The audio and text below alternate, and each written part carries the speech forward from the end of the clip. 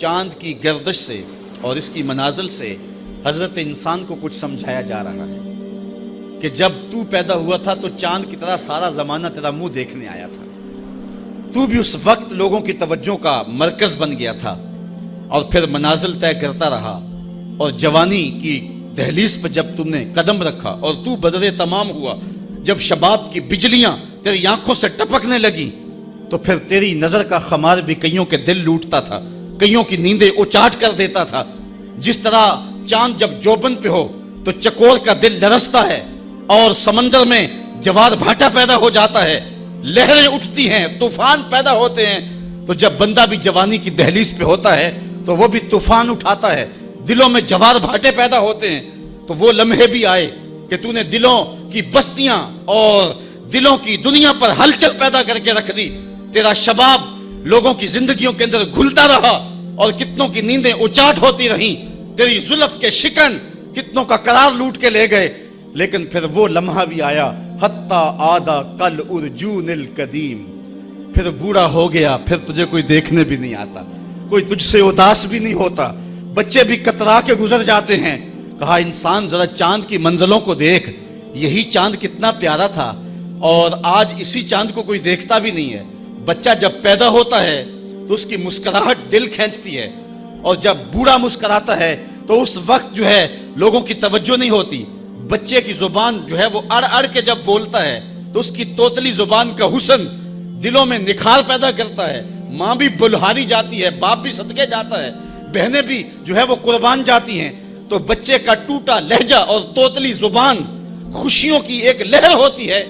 لیکن جب بڑھاپے میں فالج کی وجہ سے زبان میں لکنت آ جائے، اب توتلا پن پیدا ہو جائے، اب زبان اٹکنے لگے تو بچے بھی مذاق اڑاتے ہیں۔ ایک لمحہ وہ تھا کہ زبان توتلی تھی تو حسن تھا، آج لمحہ وہ گیا کہ حتی آدھا کل ارجون القدیم، کھجور کی ٹہنی سے جب پھل توڑ لیا جائے اب اس ٹہنی کو کون پوچھتا ہے؟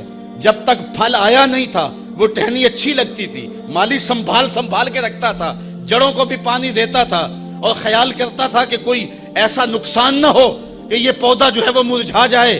پھر جوبن پہ آیا اور جب کھجوریں لگیں تو اس نے پھر رسیاں بھی باندھی اور کھجوروں کو سنبھالنے کے لیے سب کچھ کیا۔ پھر جس دن اس نے اس ڈال سے پھل کاٹ لیا، اب وہ کھجور اجڑ گئی، اب اس کی وہ ٹہنی بے توقیر ہو گئی۔ انسان کی زندگی کا جب شباب لٹ جاتا ہے اور بڑھاپے میں جب وہ کسی قابل نہیں رہ جاتا تو پھر اس کی بھی یہ مثال ہے، حتی آدھا کل ارجون القدیم، جیسے کھجور کی پرانی ڈال ہو۔ اپنی نظر اور شرمگاہ کی حفاظت کریں۔ اس دور کا سب سے بڑا فتنہ یہ ہے کہ نگاہیں پاک نہیں رہی، نگاہیں غلیظ اور گندی ہو گئی، شرمگاہوں میں وہ تقدس نہیں رہا ہے۔ حضور علیہ السلام نے ارشاد فرمایا، من زنا زنیا بہی ولو بہی تانے دارے ہی، جس شخص نے زنا کیا یہ عمل اس کے گھر بھی لوٹے گا، اگرچہ اونچی اونچی دیواریں کیوں نہیں کرتے۔ یہ مکافات عمل ہے۔ گندم از گندم بروئے جو ز جو، از مکافات عمل غافل مشو۔ گندم بو گے تو گندم کاٹو گے، جو بو گے تو جو کاٹو گے۔ نظر کو تقدس دو، نظر کو پاکیزگی دو۔ حضرت لقمان حکیم کہتے ہیں کہ میں کئی نبیوں سے ملا ہوں، کئی نبیوں سے ملاقات کی ہے، اور میں ان سے 2-2 4-4 باتیں جمع کی ہیں، اور ان ساری باتوں کو میں نے جمع کر کے 100 باتیں جمع کی ہیں، اور ان کا پھر میں نے خلاصہ تیار کیا ہے۔ ان میں 8 باتیں الگ کی ہیں۔ ان 8 باتوں میں ایک بات یہ ہے، جب کسی کے گھر جاؤ تو نظر کو حفاظت میں رکھو۔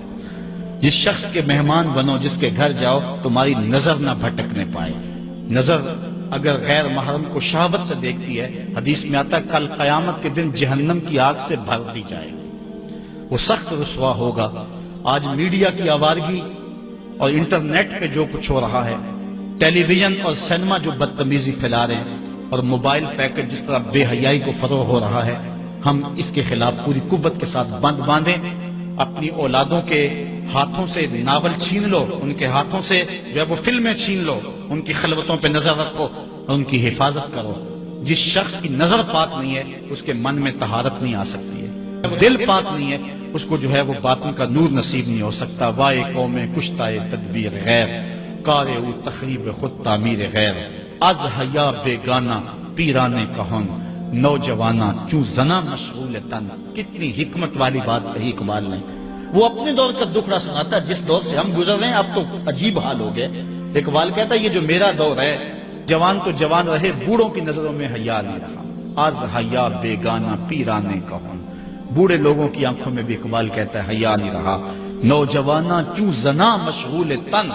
اور نوجوان عورتوں کی طرح اپنے تن کے ساتھ لگے ہوئے ہیں، اپنے تن کو سنوارنے میں ہر وقت کنگھی پٹی میں لگے ہوئے ہیں. یہ مردوں کا کام نہیں ہوتا، یہ دلیروں اور بہادروں کا کام نہیں ہوتا، یہ عورتوں کے وظیفے ہیں.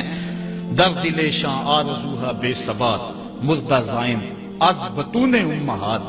ان کے دلوں میں آرزویں کوئی اور ہی ہیں اور ماؤں کے پیٹوں سے مردہ جنم لے رہے ہیں. دخترانے او بزلف خود اسیر شوخ چشموں خود نماؤ خود دگیر. اور قوم کی بیٹیاں اپنی زلف کی خود قیدی ہو چکی ہیں اور ہر وقت جو ہے وہ اپنے آپ کو آئینے میں دیکھتی رہتی ہیں. ساختہ پرداختہ دل باختہ ابرواں مثل دو تیغے آختہ. وہ جو گھر کی رونق تھی، جو آبرو اور حیا کا دوسرا نام تھا، آج وہ دل پھینک قسم کی ہو گئی ہے. آہ قوم میں دل سے حق پرداختہ مرد و مرگ خیش را نہ شناختہ. اقبال کہتا ہائے کون کہ جو مر گئی اور اسے ابھی تک پتہ ہی نہیں چلا کہ میں مر چکی ہوں اور جینے کا سامان نہیں کرتی. حضور نے فرمایا ہر دین کی کوئی پہچان ہوتی ہے، میرے دین کی پہچان حیا ہے. اگر حیا نہیں ہے تو دین ہی نہیں ہے.